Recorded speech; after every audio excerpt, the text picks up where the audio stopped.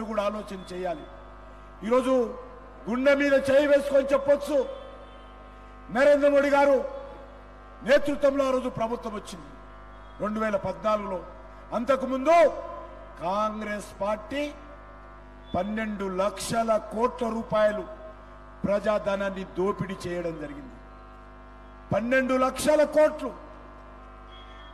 అది 2G spectrum కుంభకోణం కానీ, బొగ్గు కుంభకోణం కానీ, కామన్వెల్త్ ఆటల పోటీల కుంభకోణం కానీ,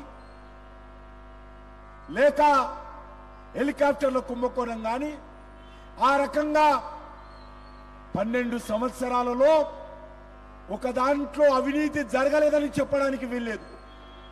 ఇందుగడలందు సందేహం లేదు.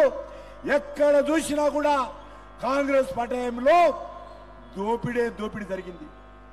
మన రాష్ట్రంలో కూడా జలయజ్ఞం పేరుతో అనేక రకాల కుంభకోణాలు జరిగాయి కాంగ్రెస్ పార్టీ హయాంలో. మరి ఆ రోజు ఎన్నికలు ప్రజలందరూ ఆలోచన చేశారు, ఈ కాంగ్రెస్ పార్టీ పోవాలి, ఈ యొక్క దోపిడీ చేసేటువంటి ప్రజల డబ్బును దోపిడీ చేస్తున్నటువంటి కాంగ్రెస్ పార్టీ ప్రభుత్వం పోవాలని ఆ రోజు నిర్ణయించి నరేంద్ర మోడీ గారు కట్టం పెట్టారు.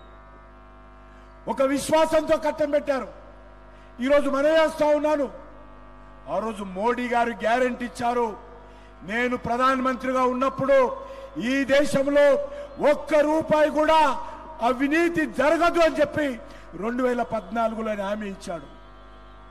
ఈరోజు గుండె మీద చేయి వేసుకొని మనం చెప్పొచ్చు, 2014 నుంచి గత 9.5 సంవత్సరాలుగా 2024 వరకు మమ్మల్ని విమర్శించేటువంటి ప్రతిపక్ష పార్టీలు కావచ్చు, మమ్మల్ని వ్యతిరేకించే